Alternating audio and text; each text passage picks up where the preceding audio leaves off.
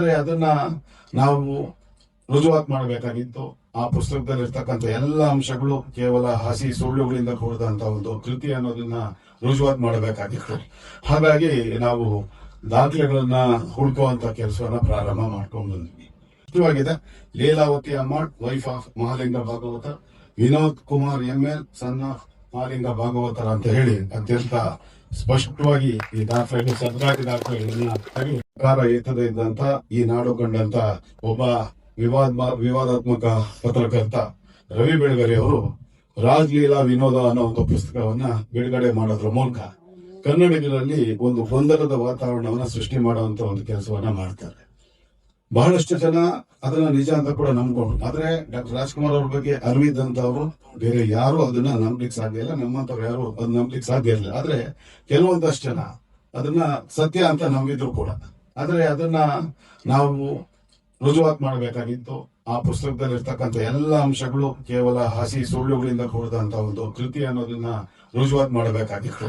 ಹಾಗಾಗಿ ನಾವು ದಾಖಲೆಗಳನ್ನ ಹುಡುಕುವಂತ ಕೆಲಸವನ್ನ ಪ್ರಾರಂಭ ಮಾಡ್ಕೊಂಡು ಬಂದ್ವಿ.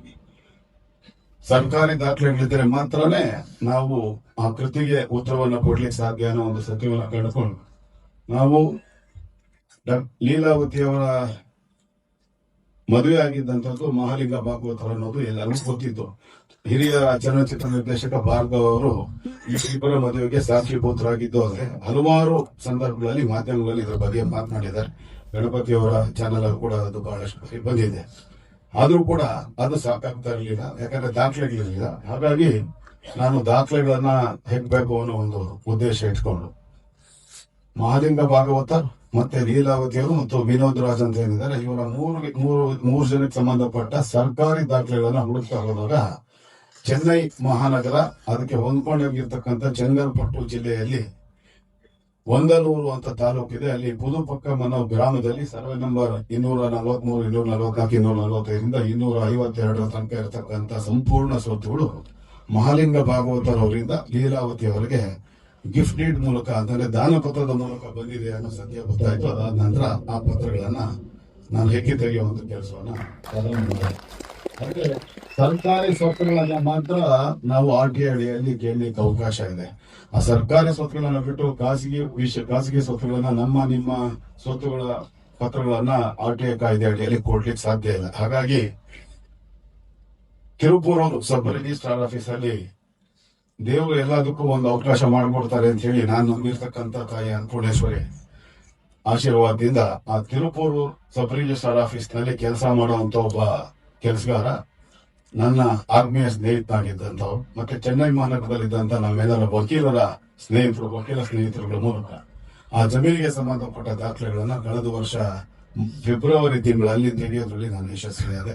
ಆ ಸ್ವತ್ತಿಗೆ ಸಂಬಂಧಪಟ್ಟ ಕ್ರಯಪತ್ರಗಳು, ಆ ಸ್ವತ್ತಿಗೆ ಸಂಬಂಧಪಟ್ಟ ಲೀಲಾವತಿಯವರು ಅವರು ತೀರ್ಕೊಳ್ಳೋಕೆ ಕೆಲವೇ ದಿನಗಳ ಮುಂಚೆ ಅವರ ಮಗನ ಹೆಸರಿಗೆ ಮಾಡಿಕೊಟ್ಟಂತ ಒಂದು ಸೆಟಲ್ಮೆಂಟ್ ಡೀಡ್ ಅಂದ್ರೆ ತೀರುವಳಿ ಪತ್ರ ಅಂತ ಕರಿತೀವಿ. ಅದರಲ್ಲಿ ಇದು ಮತ್ತೆ ಆ ಸ್ವತ್ತಿಗೆ ಸಂಬಂಧಪಟ್ಟ ಎಲ್ಲ RTCಗಳು, ಪಾಣೆಗಳು, ಆ ಎಲ್ಲ ದಾಖಲೆಗಳನ್ನ, ಅವರ ಆಧಾರ್ ಕಾರ್ಡ್ಗಳನ್ನ ಎಲ್ಲದನ್ನ ತೆಗೆಯೋದು ನಾವು ಯಶಸ್ವಿ. ಅದ್ರಲ್ಲಿ ಸ್ಪಷ್ಟವಾಗಿದೆ Leelavathi Ammal, wife of Mahalinga Bhagavathar, Vinod Kumar ML, son of Mahalinga ಭಾಗವತರ ಅಂತ ಹೇಳಿ ಅತ್ಯಂತ ಸ್ಪಷ್ಟವಾಗಿ ಈ ದಾಖಲೆಗಳು, ಸರ್ಕಾರಿ ದಾಖಲೆಗಳನ್ನ ತೆಗೆದು ಕಳೆದ ವರ್ಷ ಮಾರ್ಚ್ 1ನೇ ತಾರೀಕು ಈ ಎಲ್ಲ ದಾಖಲೆಗಳನ್ನ ಮಾಧ್ಯಮಗಳ ಮೂಲಕ ನಾನು ಬಿಡುಗಡೆ ಮಾಡಿದ್ದೆ. ಅದ್ರ ಜೊತೆಗೆ ಎಲ್ಲ ಕುಹಕಿಗಳು ಯಾರಿದ್ರು ಆ ಕುಹಕಿಗಳಿಗೆ ಮಾಧ್ಯಮಗಳ ಮೂಲಕ ಒಂದು ಸಂದೇಶವನ್ನು ಕೊಟ್ಟು ಇನ್ನು ಮುಂದೆ ಯಾರಾದ್ರೂ ಅಣ್ಣ ಅವರ ಬಗ್ಗೆ ಒಂದೇ ಒಂದು ಅಡ್ಡಗೋಡೆ ಮೇಲೆ ದೀಪ ಇಟ್ಟಾಗ ಮಾತಾಡೋದಾದ್ರೆ ಅವ್ರ ವಿರುದ್ಧ ಕಾನೂನು ಹೋರಾಟ ಮಾಡ್ತೀವಿ ಅಂತೇಳಿ ನೇರವಾಗಿ ಲೀಲಾವತಿ ಅವರ ಮಗ ವಿನೋದ್ ರಾಜ್ ಅವರಿಗೆ ನಾವು ನೇರವಾಗಿ ಒಂದು ಎಚ್ಚರಿಕೆಯನ್ನು ಕೊಟ್ಟು, ಒಂದು ವೇಳೆ ನೀವು ಇದೇ ರೀತಿ ಏನಾದ್ರೂ ಎರಡು ಅರ್ಥ ಬರುವಂತ ಮಾತುಗಳನ್ನು ಮಾತಾಡೋದಾದ್ರೆ ನಿಮ್ಮ ವಿರುದ್ಧ ನಾವು ಕಾನೂನು ಹೋರಾಟ ಮಾಡ್ತೀವಿ, ನಿಮ್ಮ ವಿರುದ್ಧ ಮಾನನಷ್ಟ ಮೊಕದ್ದಮೆ ದಾಖಲು ಮಾಡ್ತೀವಿ ರಾಜ್ಯಾದ್ಯಂತ ಅಂತ ಹೇಳಿದ್ಮೇಲೆ ಅವರು ಕೂಡ ಅದೇ ಮಾತನಾಡುವಂತದ್ದು ನಿಲ್ಲಿಸೋದು ಅಂತ ಹೇಳಿ ನಾನು ಇಷ್ಟಪಡ್ತೀನಿ. ನಾನು ಹೇಳ್ತಾ ಇರೋ ಮಾತುಗಳನ್ನ ವೇದಿಕೆ ಮೇಲೆ ಇರ್ತಕ್ಕಂಥವ್ರು ಗಣಪತಿ ಅವ್ರನ್ನ ಹೊರತುಪಡಿಸಿ ಯಾರು ಹೇಳಲಿಕ್ಕೆ ಸಾಧ್ಯ ಇಲ್ಲ, ಹೇಳಬಾರ್ದು. ಅವರಿಂದ ನಾವು ಅಪೇಕ್ಷೆಯನ್ನು ಪಟ್ಟಿಲ್ಲ. ಅವ್ರನ್ನ ಕೇವಲ ಈ ಪುಸ್ತಕ ಬಿಡುಗಡೆಗೆ ಅವ್ರನ್ನ ಕರೆದಿರ್ತಕ್ಕಂಥದ್ದು ಅಷ್ಟೇ. ಹಾಗಾಗಿ ಏನ್ ಹೇಳ್ಬೇಕು ಎಲ್ಲ ವಿಷಯಗಳನ್ನ ನಾನೇ ಮಾತಾಡ್ತಾ ಇರ್ತಕ್ಕಂಥದ್ದು.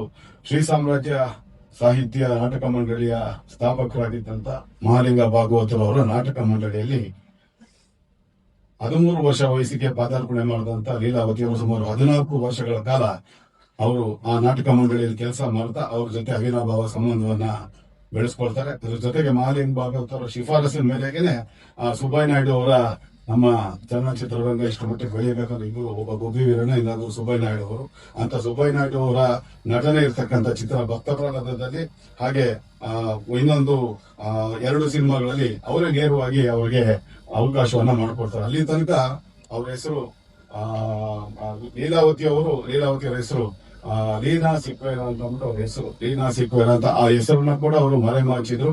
ಹಾಗಾಗಿ ಆ ಲೀನಾ ಸಿಕ್ವೇರ ಮತ್ತು ಏಂಜಲಿನಾ ಸಿಕ್ವೇರ ಅಂತ ಹೇಳಿ ಮುರಾ ಗ್ರಾಮ ಅಂತ ಇದೆ ಬೆಳ್ತಂಗಡಿ ಜಿಲ್ಲೆಯಾಗಿ, ಅಲ್ಲಿ ಅವರು ಜನಿಸಿದಂತವರು 1953ರಲ್ಲಿ ಮಹಾಲಿಂಗ ಭಾಗವತರು ನಾಟಕ ಮಂಡಳಿಗೆ ಪ್ರವೇಶ ಮಾಡ್ತಾರೆ. ಅದಾದ ನಂತರ 1962ರಲ್ಲಿ ಮಹಾಲಿಂಗ ಭಾಗವತರು ಮತ್ತು ಲೀಲಾವತಿ ಅವರ ಮದುವೆ ಚೆನ್ನೈ ಮಹಾನಗರದಲ್ಲಿ ಹಲವಾರು ಪತ್ರಕರ್ತರ ಸಮಕ್ಷಮದಲ್ಲಿ ಆಗತ್ತೆ. ಆ ಒಂದು ಮದುವೆಗೆ ಸಾಕ್ಷೀಭೂತರಾಗಿದ್ದಂತವ್ರ ಪೈಕಿ ಹಿರಿಯ ಚಲನಚಿತ್ರ ನಿರ್ದೇಶಕ ಭಾರ್ಗವ್ ಅವರು ಕೂಡ ಒಬ್ಬರು ಅಂತ ನಾನು ಹೇಳಕ್ ಇಷ್ಟಪಡ್ತೀನಿ. ಅದಾದ್ಮೇಲೆ 1962ರಲ್ಲಿ ವಿನೋದ್ ರಾಜ್ ಅವರ ಜನನ ಆಗತ್ತೆ. ಅದಾದ ನಂತರ ಬೇರೆ ಬೇರೆ ವಿವಾದಗಳು ಇರುತ್ತೆ. ಅದ್ರ ಬಗ್ಗೆ ನಾನು ಹೆಚ್ಚಿಗೆ ಮಾತಾಡ್ಲಿಕ್ಕೆ ಹೋಗೋದೆಲ್ಲ ತಪ್ಪಾಗ್ತದೆ. ಈ ಒಂದು ಕಾರ್ಯಕ್ರಮಕ್ಕೆ ಏನ್ ಬೇಕೋ ಅಷ್ಟು ಮಾತ್ರ ಮಾತನಾಡಬೇಕಾಗಿರೋದ್ರಿಂದ ಇದೆಲ್ಲ ದಾಖಲೆಗಳನ್ನ ನಾನು ಹೆಕ್ಕಿ ತೆಗೆದು ಇವತ್ತು ಲೀಲಾವತಿ ಅವರ ಗಂಡ ಮಹಾಲಿಂಗ ಭಾಗವತರದ್ದು ಏನು ಬರೀ ಮಾತುಗಳು ಅಲ್ಲಿ ಇಲ್ಲಿ ವರದಿಗಳು ಬರ್ತಾ ಇತ್ತು, ಅದಕ್ಕೆ ದಾಖಲೆಗಳನ್ನ ಸರ್ಕಾರಿ ದಾಖಲೆಗಳನ್ನ ಒದಗಿಸುವಂತ ಕೆಲಸವನ್ನ ಮಾಡೋದ್ರಲ್ಲಿ ನನಗೆ ಯಶಸ್ವಿ ಆಗಿದ್ದಾರೆ. ಆ ಮೂಲಕ ಯಾವ ಕುಟುಂಬಿಗಳು ಡಾಕ್ಟರ್ ರಾಜ್ಕುಮಾರ್ ಅವರ ಬದುಕಿದ್ದಷ್ಟು ದಿನ ಹಾಲಿನಷ್ಟೇ ಪರಿಶುದ್ಧವಾಗಿ ಬದುಕಿದಂತ, ತಮ್ಮ ವ್ಯಕ್ತಿತ್ವಕ್ಕೆ ಸಣ್ಣ ಚ್ಯುತಿಯೂ ಬರದೇ ಇರೋ ರೀತಿಯಲ್ಲಿ ಯಾವ ಕನ್ನಡಿಗರು ತಮ್ಮ ಮೇಲೆ ಅಪಾರವಾದಂತಹ ವಿಶ್ವಾಸವನ್ನು ಇಟ್ಕೊಂಡಿದ್ರು, ಆ ವಿಶ್ವಾಸಕ್ಕೆ ಜೀವನ ಪೂರ್ತಿ ಚ್ಯುತಿ ಬರದಂತೆ ನಡೆದಂತ ಡಾಕ್ಟರ್ ರಾಜ್ಕುಮಾರ್ ಅವರು ಯಾವಾಗಲೂ ಕೂಡ ನಿಷ್ಕಳಂಕ ವ್ಯಕ್ತಿತ್ವದ ವ್ಯಕ್ತಿ. ಇಂತಹ 100 ಬಲಿ ಬೆಳೆಗಳು ಕೈಯರಿಕೆಗಳು ನಾರಾಯಣ ಸಮಯ ಬಂದರೂ ಕೂಡ ಡಾಕ್ಟರ್ ರಾಜ್ಕುಮಾರ್ ಅವರಿಗೆ ಕಳಂಕವನ್ನ ತರಲಿಕ್ಕೆ ಸಾಧ್ಯ ಇಲ್ಲ ಅನ್ನೋ ಒಂದು ಮಹಾಸತ್ಯವನ್ನ ನಿಮ್ಗೆ ತಿಳಿಸ್ಕೊಡುವಂತ, ಅವರು ಮಾಡಿಕೊಡುವಂತ ದಾಖಲೆಗಳ ಮೂಲಕ ತಿಳಿಸ್ಕೊಡುವಂತ ಒಂದು ಪ್ರಯತ್ನವನ್ನ ಇವತ್ತು ಮಾಡಿದ್ದೀನಿ. ಅದರ ಮೂಲಕ ಇವತ್ತು ವಿನೋದ್ ರಾಜ್ ಅವರ ತಂದೆ ಮಹಾಲಿಂಗ ಭಾಗವತ ಮತ್ತು ಲೀಲಾವತಿ ಅವರ ಗಂಡ ಮಹಾಲಿಂಗ ಭಾಗವತ ಅದನ್ನ ಸಾಕ್ಷಿಗಳ ಸಹಿತ ಇವತ್ತು ರುಜುವಾತು ಮಾಡಿ ಅದನ್ನ ಇವತ್ತು ಲೀಲಮ್ಮ ನಿನ್ನ ಗಂಡ ಯಾರಮ್ಮ ಅನ್ನೋ ಪುಸ್ತಕದ ಮೂಲಕ ಜನರಿಗೆ ತಿಳಿಸುವಂತ ಒಂದು ಕೆಲಸವನ್ನ ನಾನು ಮಾಡಿದ್ದೀನಿ. ಆ ಮೂಲಕ ಅವರ ಅಭಿಮಾನಿಯಾಗಿ ತಾಯಿ ಅನ್ನಪೂರ್ಣೇಶ್ವರಿಯ ಆಶೀರ್ವಾದದಿಂದ ಈ ಒಂದು ಕಾರ್ಯ ಮಾಡಲಿಕ್ಕೆ ಯಶಸ್ವಿ ಆಗಲಿಕ್ಕೆ ಅವಕಾಶ ಮಾಡಿರುವಂತ ತಾಯಿ ಅನ್ನಪೂರ್ಣೇಶ್ವರಿಗೆ ನೆನಪಿ ಆ ಒಬ್ಬ ಮಹಾನ್ ವ್ಯಕ್ತಿಯ ಅವರು ಇದ್ದಂತ ಕಾಲದಲ್ಲಿ ನಾವೆಲ್ಲ ಬದುಕಿದ್ವಿ, ಅವ್ರು ಓಡಾಡ್ದಂತ ನೆಲದಲ್ಲಿ ನಾವು ಓಡಾಡ್ತಾ ಇದೀವಿ, ಅದೇ ನಮ್ಮ ಸೌಭಾಗ್ಯ ಅಂತ ತಿಳ್ಕೊಂಡು ಬದುಕ್ತಾ ಇರ್ತಕ್ಕಂಥ ನಮ್ಗೆ ಇಂತಹ ಒಂದು ಐತಿಹಾಸಿಕ ಸತ್ಯವನ್ನು ದಾಖಲೆಗಳ ಮೂಲಕ ಬಹಿರಂಗ ಪಡಿಸೋಕ್ಕೆ ಅವಕಾಶ ಮಾಡಿಕೊಟ್ಟಿದ್ದಕ್ಕೆ ತಾಯಿ ಅನ್ನಪೂರ್ಣೇಶ್ವರಿಗೆ ನಮಿಸಿ ನನ್ನ ಎಲ್ಲ ಇಂತಹ ಕಾರ್ಯಗಳಿಗೆ ಸದಾಕಾಲ ಬೆನ್ನೆಲುಬಾಗಿ ನಿಂತಿರ್ತಕ್ಕಂಥ ಎಲ್ಲ ದೊಡ್ಡ ಮನೆ ಅಭಿಮಾನಿ ಕುಟುಂಬದವರಿಗೆ ಮತ್ತು ನನ್ನ ಸ್ನೇಹಿತರಿಗೆ ಹೃತ್ಪೂರ್ವಕವಾದಂತಹ ಧನ್ಯವಾದವನ್ನು ಹೇಳ್ತಾ ಇವತ್ತು ಈ ಒಂದು ಪುಸ್ತಕ ಬಿಡುಗಡೆಯ ಉದ್ಘಾಟನೆ ಕಾರ್ಯಕ್ರಮವನ್ನ ದೀಪ ಬೆಳಗೋದ್ರ ಮೂಲಕ ಮಾಡಬೇಕು ಅಂತ ಹೇಳಿ ವೇದಿಕೆ ಮೇಲೆ ಇರ್ತಕ್ಕಂಥ